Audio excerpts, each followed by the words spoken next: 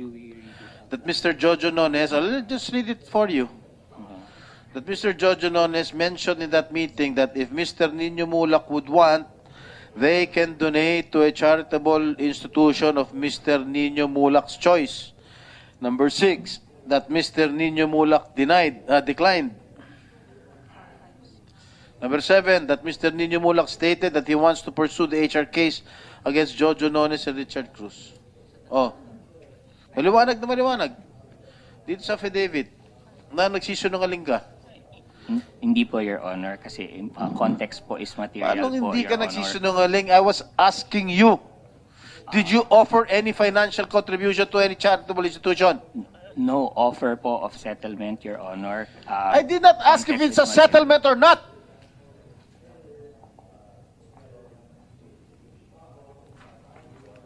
The only question I'm asking you is that if you offered financial contribution.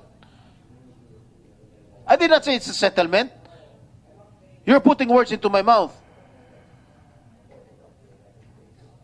Mr. Chair, I move that he be cited in contempt.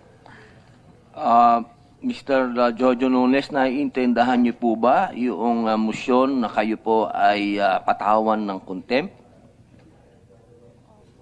Opo, Your Honor, pero with all due respect po, Your Honor, nag-explain Wala na po na, ako. nagsisungaling ka na eh. Alam mo, nagpapaliwanag Jojo, ako. alam mo, hindi kita kilala ha.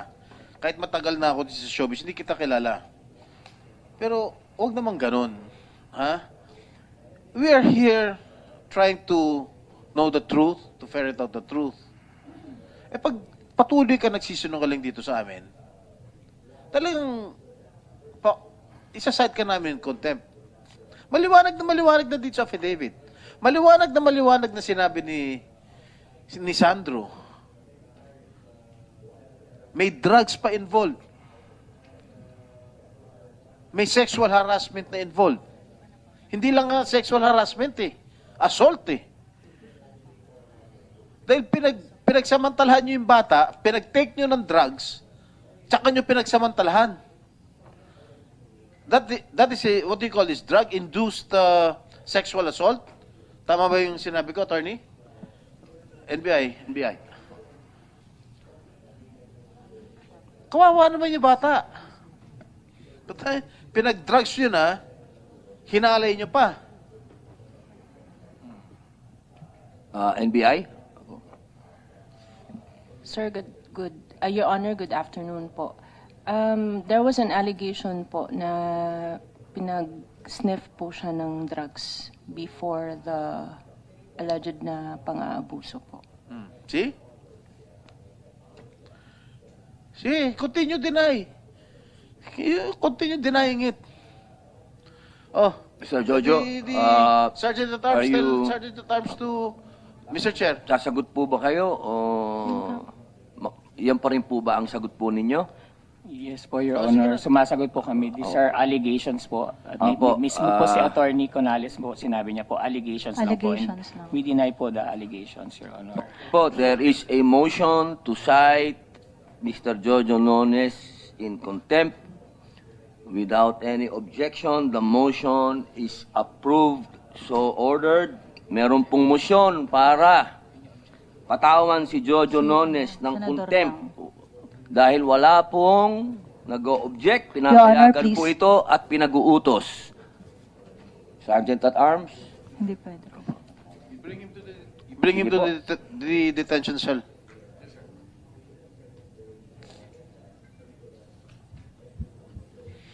Attorney Topacio, you're not only lawyering for Mr. Gerard Santos, am I correct? You're also here as an independent resource person. Yes, because Your you're Honor. handling cases relative to these issues. Yes, Your Honor. Correct? Yes, Your All Honor. right. Kanina sinabi ko, hindi lang lalaki minumulestya, pati mga babae. Opo. All right? I heard before, during the lull, you were saying that you're handling 2 cases, both female. Opo, tapos na po yung mga kaso. All right? So what do you want to impart before this committee? Ang nais ko pong impart is that in both cases po, this representation has perceived a pattern of cover-up. Doon po kapag may nagrereklamo against sexual harassment on the part of GMA7. I hasten to add, Your Honor, that I know personally Attorney Annette Gosson and her father. They are God-fearing and decent. Before that, Yes, Your Honor. if I may interrupt. Yes, Your Honor, I'm sorry. Hindi naman sa kinakampihan ko yung GMA7. I do not have any, well, wala naman akong ano dyan. Pero lahat ng mga sexual harassment cases, basta nag-complain, I think ginagawa nila na action. May action kaagad. Like what happened to Sandro Mulak. Kinomplain niya yung dalawa. Yan, under preventive suspension sila. In-actionan. Yung kay Gerard, after 5 years, kahit after 5 years, in-actionan pa rin ng GMA7. Tinanggal pa rin yung kanyang, nang halay sa kanya, yung musical director. No? With all due respect, in fairness naman sa GMA7, ina-actionan naman nila yung mga kasong ganun. In these cases po ay hindi po ganun ang aksyon. Maybe nagbalit na po recently o after these cases ng policy, and I applaud GMA7 for that. Pero yung pong kasong hinandal ko po noong 2009 at 2011, hindi po ganun ang nangyari.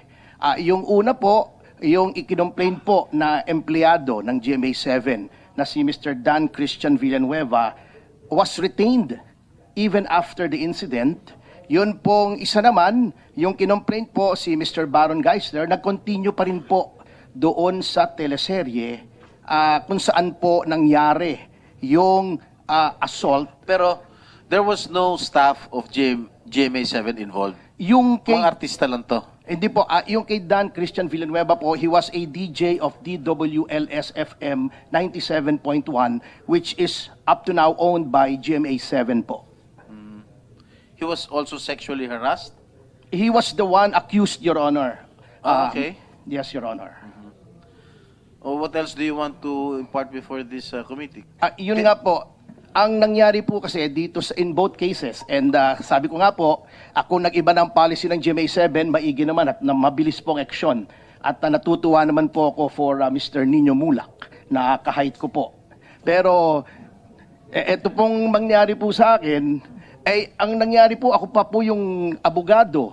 Noong nagreklamo, ako pa po yung napasama, nademanda pa po ako.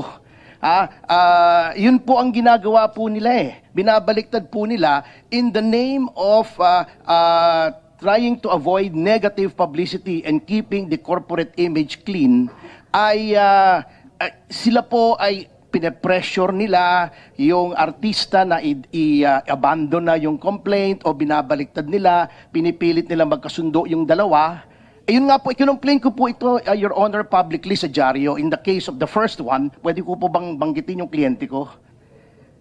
Well, it's up to you. It's your call. Eh. Kung Opo, hindi sila tapos na naman po yung kaso, si Miss Yasmin malalagay Curdy. sa alanganin. Opo, public knowledge naman po ito, Your Honor, na inireklamo ko po si Mr. Lars Santiago ng GMA7 sapagkat kinorner po niya noon, that was 2009, at pinasabi kay Miss Yasmin Curdy na hindi na daw niya itutuloy. Pero hindi naman po yung intensyon ng aking kliyente sapagkat, in fact, hanggang 2011 po ay tumatakbo yung kaso. Ang nangyari po roon ay nag-quit na po sandali ng showbiz si Miss Yasmin Curdy, nag-aral na lang po ng nursing sa New Era.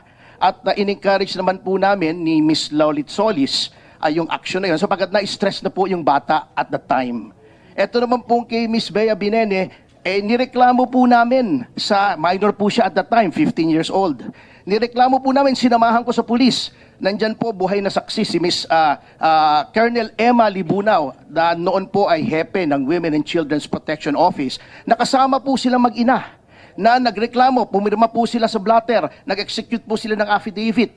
Nireklamo po nila na pagka inaresto yung respondent, yung inireklamo, kunin yung cellphone at saka yung computer dahil may mga compromising pictures daw of a sensitive nature at doon sa mga computer. Ang nangyari po, nung pumutok po sa media, binaliktad po nila, sinabi nila ako daw ang may pakana nung complaint. Wala daw akong authority. Paano po nangyaring walang authority? Kasama ko po twice. Not once, but twice.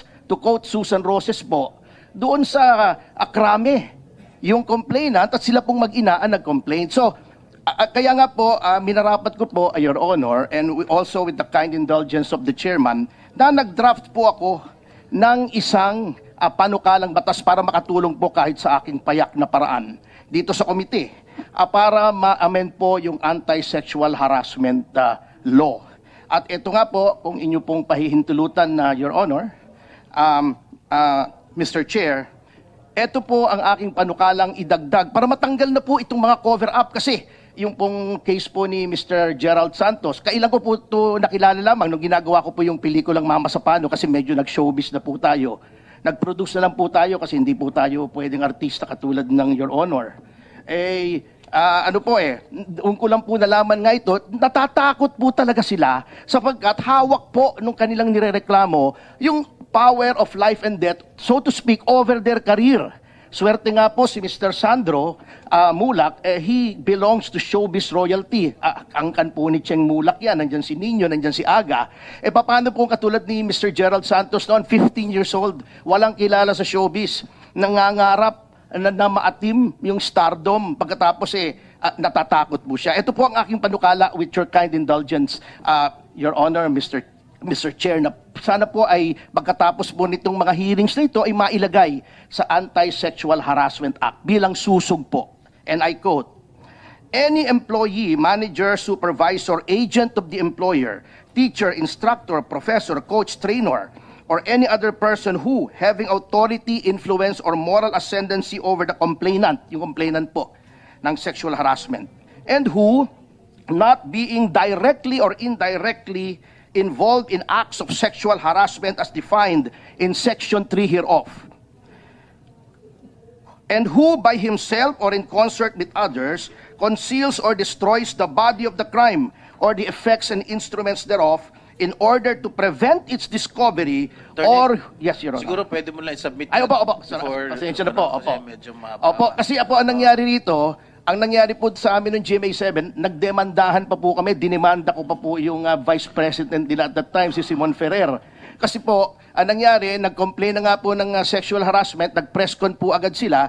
Ako at tinurong may pakala nang nagka-create daw ako ng bad publicity. All of this, wala pong problema sa akin yun. Sanay po ko. Makapal po mukha ko, Your Honor, Mr. Chair. At tagal na po akong abogado. Ngunit, yun pong atmosphere na cover-up, nagdedeter po, napipigilan yung mga gustong magreklamo. So dapat ito pong atmosphere na ito matanggal para once and for all matanggal na po itong sexual harassment sa ating industriya, Your Honor. Yes, and sabi ko nga kanina, this has been prevalent ever since. No? This has been ongoing since the 90s, siguro since the 80s.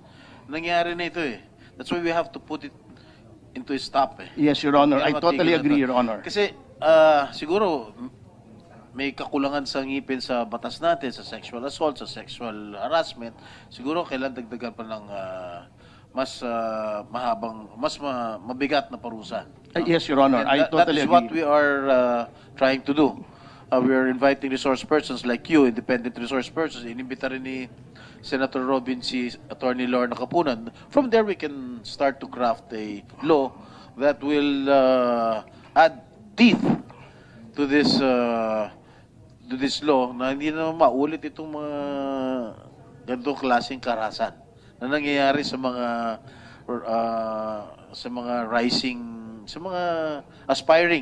aspiring teenagers na gustong sumikat, gusto magkapangalan sa show business. Opo. Lalong-lalo na yung mga walang pedigree. Yung sinasabi mo kanina, may pedigree si Nino Mulak. Yes, Your Honor. May pedigree rin kami dahil sa tatay ko. Yeah, definitely, Your Honor. Actually, si Robin Padilla may pedigree rin. Dahil Opo. sila, Rudy Fernandez, sila paano naman yung mga walang pedigree? Yes, Your Honor. And Your Honor, please, I am volunteering my services free to the committee, even after these hearings, to help in the crafting of this law. Sapagkat nandito na rin po ako, nag-produce na rin po ako ng movie, may talent agency na rin po ako, nag-invest na rin po ako sa industriya. Let us keep the industry clean na mawala na po itong dungis na ito. Thank you very much. Maraming We salamat po, totally appreciate Mr. Chair and Your Honor. With the permission of the chair, we can ask the COMSEC to coordinate with Attorney Ferdinand Topacio with regard to crafting the law regarding sexual harassment. Yeah. Yes, Attorney. Senator. Good afternoon, Mr. Chair. While we cannot comment on the cases mentioned by Attorney Topacio because we do not know the factual matters related to that, we would just like to categorically deny that we have a policy on cover-up because as already mentioned in the hearings, You're from GM7? yes, Mr. Chair, I'm Attorney Angelo Jocno. So we would just like to categorically deny the impression that Attorney Topacio is giving to the public that GMA has a policy on cover-up on sexual harassments. Okay, GMA is quick to act on these matters. In fact, the case of Gerard Santos, even if the incident happened 5 years before he filed the complaint, GMA still acted on it. So we take matters seriously, Mr. Chair. Yes, that is what I mentioned. Thank you very much, Mr. Chair, and we note that. Okay. We appreciate that, Mr. Chair. Thank you very much. Thank you. All right. Itong si Jojo Nones, palalabasin lang namin yan pag magsasabi ng totoo yan during the next hearing, if there is still a next hearing. He is continuously lying before this committee. Booking na, may affidavit na, nagsalita na sa investigasyon ko, nagsalita na yung bata. Hanggang ngayon, matigas pa rin kayo. Your Honor, please, if I may be allowed to speak, Your Honor. No. As regards whether No. or not You talk to your client.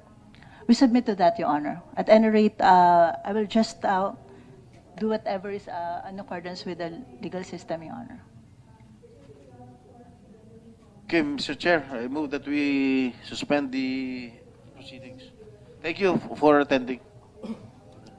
Your Honor, if we may be given time to share a statement prepared po, is it okay?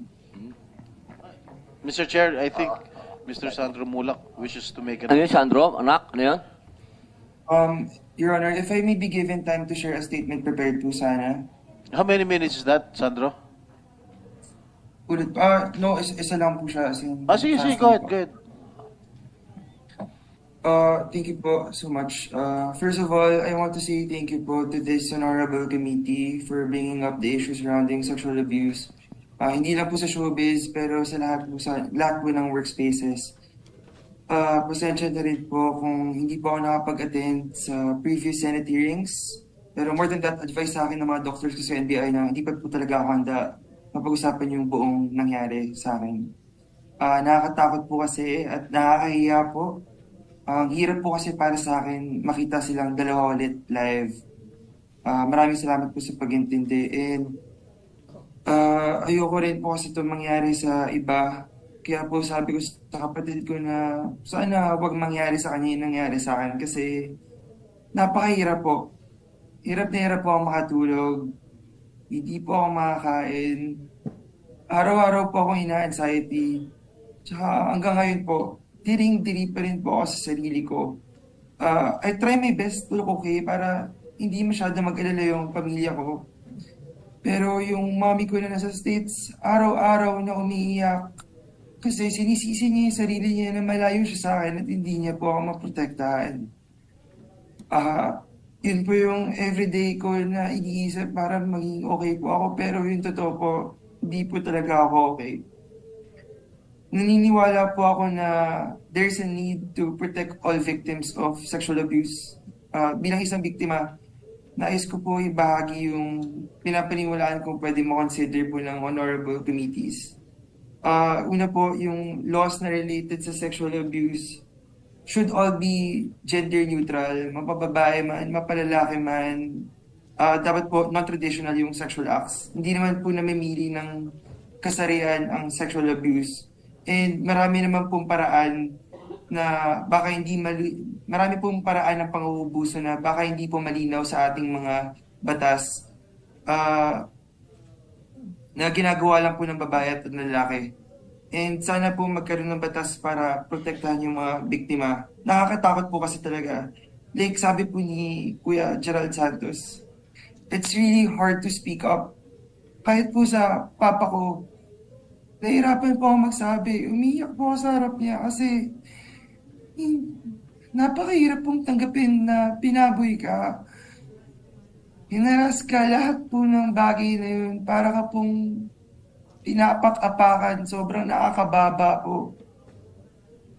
Nakakatakot po talaga magsumbong. Ako nga po, inabot ako ng 10 araw bago po ako magsabi sa mag-report Kasi ayoko po talaga kumalat to kasi natatakot po akong maapektuhan yung career ko sa GMA kasi 3 years ko po inalagaan yung pangalan ko sa GMA. Lahat po pinakasamahan ko po ng maayos, lahat po ng mga boss ko, even yung manager ko po, alam po nila yan.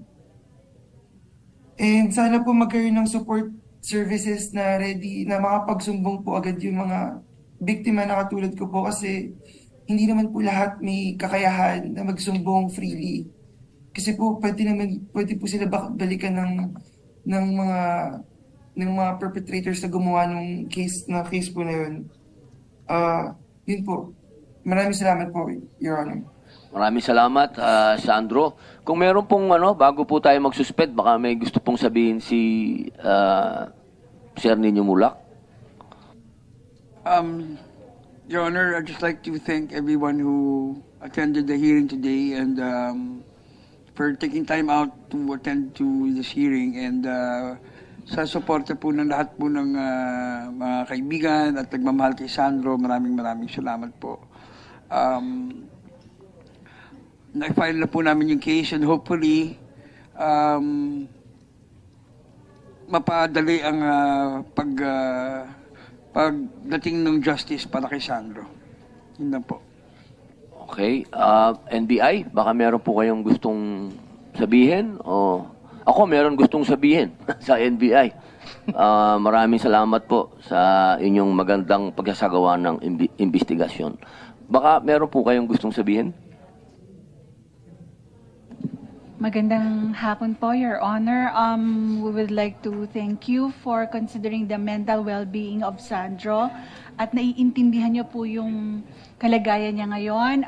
As we can see, he is already stressed and undergoing anxiety. And salamat po sa pag-intindi and rest assured that NBI will do our job. Salamat po. Mr. Chair. Opo, sandali lang po. Alam niyo po, Ma'am Rubilin Lumampao, isa po tayo ako ay naniniwala na matindi ang epekto nito. Iba to kasi iba to. Parang siguro bukod sa professional help, siguro spiritual help din siguro kailangan. So maraming salamat po sa very professional ang NBI. Attorney Topacio, may gusto po kayong sabihin? Opo, don't worry, Mr. Chair, this will be short, just like me. I would like to address yung abogado po ng GMA, Panyero. Alam niyo po, kilala ko yung mga Gozon, I even work with them kasi may production po ako right now, one is ongoing. Mga God-fearing and decent people po sila. They will not countenance this kind of behavior. Alam ko po yun, for a fact. Ngunit, Panyero, nothing personal, but if you are in denial... Attorney Topacio, dito lang muna po ang direkta ng... I'm sorry. But I'd like to tell the counsel for GMA that if GMA, if the legal is in denial of these things, ay hindi po natin mareremedyohan yan, Mr. Chair. Alam niyo po, hindi na sana nangyari ito kay Sandro kung 2009, 2011, mechanisms were put in place to avoid this kind of situation, Panyero. Alam nyo, of course, hindi nyo alam yan, legal po kayo, hiwalay kayo sa production, but you have to know, Kompanyero, Mr. Chair, the Kompanyero has to know that it is usual for production to close ranks in case there are complaints like this to cover it up. Kaya nga po ang proposal ko, yung mag-cover up ng mga ganito, we will be as liable as the principal who committed the sexual harassment. That is the only way na mapipigil. But at the point of the studios, not just GMA7, but other studios, nangyayari naman po ito sa lahat mechanisms must be put in place na immediate po yung action. Kito nyo po yung dalawang kaso ko. Wala pong ginawa, nag-continuous employee yung nireklamo. Yung si Mr. Geisler, nag-continue pa rin bilang artista ng series. Yun pang nagreklamo, ang napuwersang umalis kasi hindi na niya maatim na nakikita niya doon sa set yung nireklamo niya na hindi naman tinanggal. So, kung nangyari po yan, kung ginawa lang ito noong 2009, so, more than a decade ago, wala po nang mangyayari sa ganito. So, sana po, mag-commit ang GMA7 and the other studios na higpitan pa po itong mga ganito in accordance with law sapagkat may mechanism na po doon sa 78-77 ng complaint mechanism, maluwag pong masyado. At ang nangyayari, binabaliktad pa. Can you imagine? I was just the messenger. They shot the messenger. Dinimanda nila ako. Nagdemandahan kami. Nag-areglo lang kami at pinatawad ko ng mga kapwa-abogado ko. I had to sue your vice president din, your legal din. Kasi ako na nga nagreklamo, tinulungan ko na nga yung bata. Ako pang masama, sinisira ko daw yung reputasyon ng GMA7. Hindi po dapat ganoon ang attitude, Mr. Chair. Thank you. Okay po. At maraming salamat po, Attorney Ferdinand Topacio. Attorney Angelo Diokno. Opo. Thank you, Mr. Chair. Dito lang po ah. Dito lang po ah. Yes, Mr. Chair. I'd just like to thank the Attorney Topacio for the unsolicited lecture regarding the matter. But again, we'd like to reiterate that GMA has had a policy against sexual harassment. And we have been strict about it. Again, we have never covered up any incident of sexual harassment.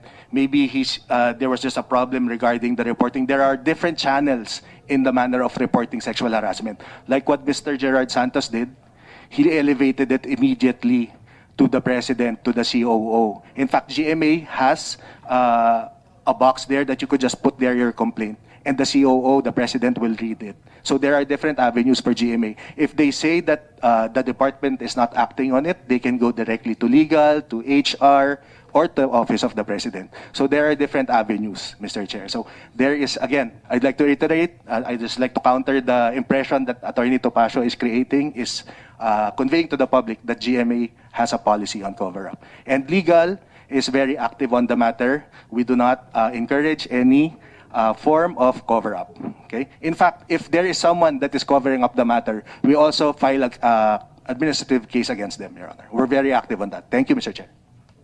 Maraming salamat po, Attorney Angelo Diokno. Sir Nino Mulak. Your Honor, I'd just like to ask from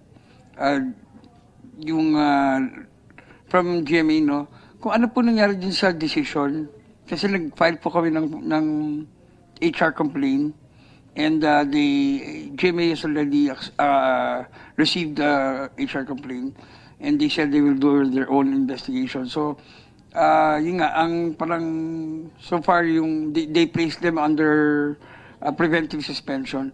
But is there already a decision from the, regarding the investigation? Okay. Sir, Attorney Angelo Diokno, ano pong development doon po sa investigation po ninyo? Yes, Mr. Chair, regarding that matter, while we are not the members of the investigating committee, we'd like to confirm that the investigation is ongoing. I believe the two alleged perpetrators here have already submitted their answer. I'm not sure if the camp of Mr. Nino Mulak submitted additional evidence based on the findings of the NBI. That's why I think there is a supplemental NTE. And then after that, the investigation committee has 30 days to resolve the matter. And Attorney Annette, Mr. Chair, has undertaken to furnish a copy to the committee of the resolution. So rest assured, Mr. Nino Mulak, that there will be a resolution regarding the matter. Currently, they are under preventive suspension. Okay, Sir Nino, so malinaw na inantay din nila yung sa NBI, so may 30 days. Opo. Thank you, Senator. Salamat po, Sir Nino Mulak. Ma'am, Attorney Maggie Abraham Garduque. Ma'am? Yes, Your Honor, please. Thank you very much, Mr. Chair, for allowing me the opportunity to speak, Your Honor, Mr. Chair.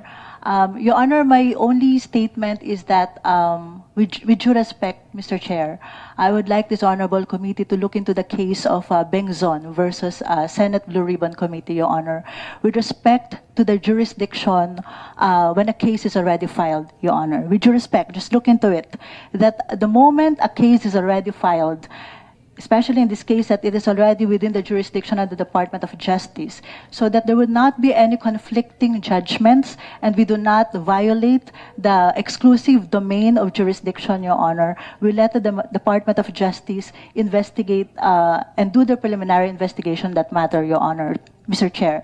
Likewise, Your Honor, in the case of Bengzon versus Senate Blue Ribbon Committee, it was stated there the power of contempt of the Senate, Your Honor, where there is a period wherein how long does the detention in under contempt a person will be detained, Your Honor.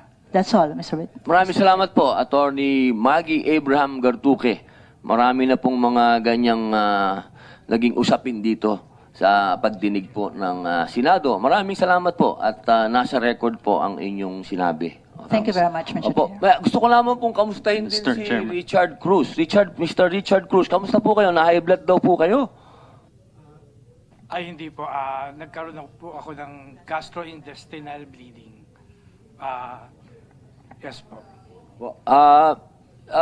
Sir Richard, hindi po kami husgado ha. Huwag po kayong masyadong ma-stress o ano lang po ito. Kailangan lang po tayo makagawa ng mga batas. At kayo po ay nakakatulong dito sa mga ganap na to. At ano po kayo? Relax lang. Ano po ito? Para po ito sa bayan. Yun na lang po ang isipin ninyo. Nakakatulong tayo sa bayan. Opo. May gusto Mr. po kayong Chair. sabihin? May gusto po kayo? Sandali lang, Gerald. May gusto po ba kayong sabihin, Sir Richard? Wala na po. Opo. Okay, Sir Gerard. Mr. Gerard. Chairman, gusto ko Gerard pong Santos, opo. magpasalamat po sa Senate Committee po sa pagkakataon pong ito. At ayun po kanina po, isa rin po sa mga dahilan kung bakit din po ako nandito. Yun, na-invite po ako, salamat po. At gusto ko pong mag-shed light and wakasan din po yung stigma dito po sa ganito pong mga kaso. Kasi po, talagang, yan nga, nabanggit nga ni Sandro, talagang nakakahiya po talaga na magsalita about yung mga ganitong klaseng cases. Kaya po ako, inabot nga po ako ng 5 years, bukod sa, yun nga po, wala po akong pedigree, ako po ay baguhan, nung po sa showbiz. So wala po talaga akong lakas ng loob para magsalita. So ako po, gusto ko pong magsilbing example po sa lahat na wag po silang matakot ngayon dahil ngayon po may boses na po ang lahat ng tao.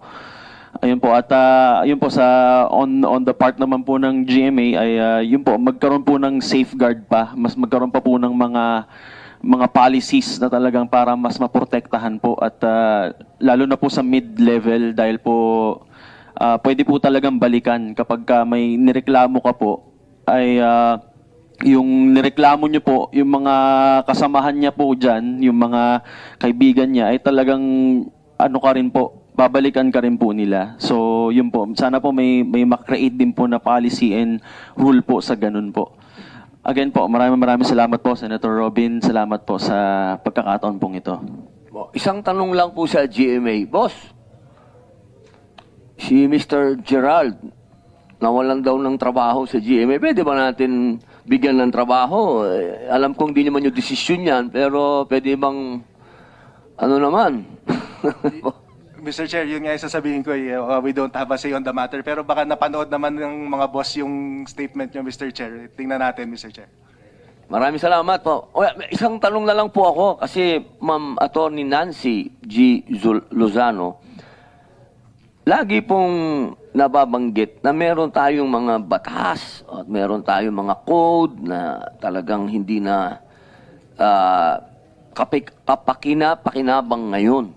Katulad daw po ng ating revised penal code. Naniniwala po ba kayo na obsolete na ito? Sir, yes po. Actually po, since 2011, the Department of Justice has been doing activities or initiatives to revise and update the revised penal code.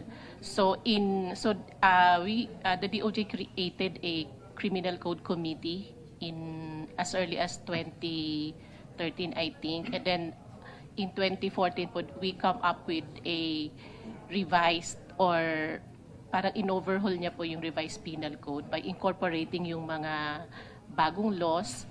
So there was a bill filed at the House of Representatives in 2011 and I think in 2017 po. And dito naman po sa Senate, meron pong na-file in 2016. It was filed by then Senator De Lima. But because there were two, yung version po ng sa House and sa Senate, magkaiba. So right now po the DOJ has created again or ni-revive po yung committee to consolidate po yung dalawang bill para po when we filed it sa House tsaka sa Senate po maayos na siya, and also ma-update na rin ulit because from 2014, 2017, and 2023 po. So marami na pong kailangan i-update. So yun pong ginagawa po ng DOJ. Thank you po. Ma'am, napakahalaga po kasi nito. Tama po kayo, no? Kasi dito nakabase tayo eh. Ang batas natin dito nakabase. So makipag-coordinate po kami sa inyo. Sana, inshallah, hopefully, dito po sa ating panahon, mabago na po natin to, inshallah. Yes po. Thank you, sir. Maraming salamat po. Kung wala na pong magsasalita, pwede na po tayo sigurong mamahinay. Meron lang akong advice kasi maraming tumatawag sa atin na ang sinasabi, bakit daw natin parang pinag-iinitan ang Channel 7? Hindi po nangyayari yun. Wala po kaming pinag-iinitan dito sa Senado. Opo, at katunayan, kanina pa po naririnig nyo naman nyo si Senator Jinggoy na lagi niyang sinasabi na umaaksyon ang GMA7. At bakit daw nawala yung Channel 2? Bakit daw hindi na raw natin tinawag? Meron naman daw din kaso naman din daw sa Channel 2 na yung po kasing kaso na Gretchen Pulido na nasa ano na po yun, nasa court. Kaya mas minatamis po natin. Nakausap po natin si Attorney Lorna Kapunan na pinag-usapan po namin talaga na wag na munang pag-usapan dito. Okay, meron pa pong isa, yung sa Channel 5, na sinasabi nila na ito daw po ay pinag-usapan na sa programa ni Senator Raffy Tulfo.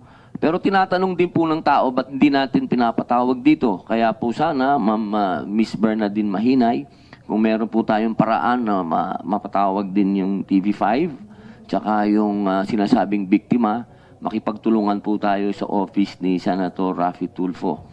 Inuulit ko po, mga mahal kong kababayan na nanonood at nandito, hindi po kami korte. Wala po kaming na magsabi kung sino ang guilty dito. Kami po nandito para gumawa ng batas, para tanungin po ang mga taong nandito, ang ating mga resource speaker, kung ano po ang pwede nilang makontribute sa atin. At mula po sa kanilang kontribusyon, tayo po ay gagawa ng mga batas. Kung ngayon man po ay nakasaksi po kayo ng meron pong na-contempt, hindi po ibig sabihin na guilty na po si Mr. Jojo Nones. Nagkataon lang po na sa amin pong aid of legislation, meron po siyang ayaw sagutin. Pero kapag yan po ay nasagot na niya, sigurado naman po ako na magkakaroon muli ng motion na siya ay palabasin o tanggalin ang kanyang contempt. Kung mga kababayan, huwag po tayo masyado mapaghusga dito sa usapin na ito dahil hindi po ito husgado. Ang mga nandito po ay tumutulong uli. Si Sir Nino Mulak, si Sir Sandro, ang NBI,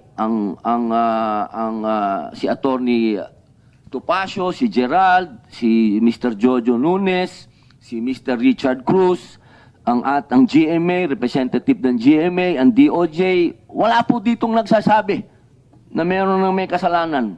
Opo, ito po, lahat nito para makagawa po tayo ng batas. At katulad po ng sinabi ni Ma'am Nancy Luzano, meron na po tayo mga obsolete na mga codes at mga batas na kailangan na po nating ayusin. Yun lamang po, maraming salamat po.